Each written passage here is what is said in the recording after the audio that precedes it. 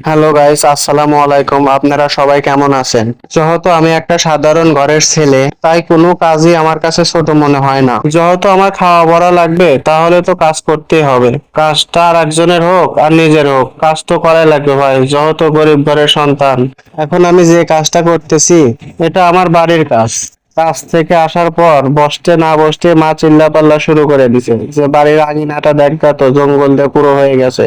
তাই চলে আসলাম জঙ্গল সাফ করতে। জঙ্গল সাফ করতেছি আর ভাবতেছি রে ভাই, যে আমি কেন গরিব ঘরে জন্ম নিলাম। যদি বড় লোক ঘরে জন্ম নিতাম তাহলে কি আজ আমার জঙ্গল সাফ করা লাগে।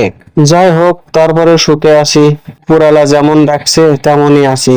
আজকে আবার যে গরম উঠছে, সাপ পোকায় আছে নাকি এটা ভাবতেছি আর গুনগুনাইয়া গান গাইতাছি। গান টান বলা শেষে একটা ফকটা গাছ পাইলাম। ফকটা গাছটান ফকটা তুলে কপালে ফুটাইতাছি আর ভাবতেছি যে ছোটকালে কতই না খেলছি এইভাবে। খেলাধুলা শেষ করে দিলাম। অলরেডি জঙ্গল সাফ করা আমার শেষের মধ্যে। জঙ্গলটা অবশ্য ফাইলা দিব না, আমার গরুকে দিব। তাহলে গরুরও পেট ভরবে, আমারও আর ঘাস কাটা লাগবে না। ওই যে কথায় আছে না, এক ডালে দুই পাখি মারা, আমারও ওইরকমই হইলো। জঙ্গলটা সাফ করা হইলো, গরুরও পেট ভরানো হইলো। এখন আমি জঙ্গল করে নিয়ে যা গরু দিব। অনেক ভারী, টাইনে নিয়ে যেতে একটু কষ্ট হইতেছে। উপায় নাই, তারপরে আমাকে নিয়ে যেতে হবে। এটাই হলো আমার গরু। আজকে ভিডিও এ পর্যন্ত। সবাই ভালো থাকবেন, দোয়া করবেন। আসসালামু আলাইকুম। আর আমাকে একটু বেশি বেশি সাপোর্ট করবেন প্লিজ।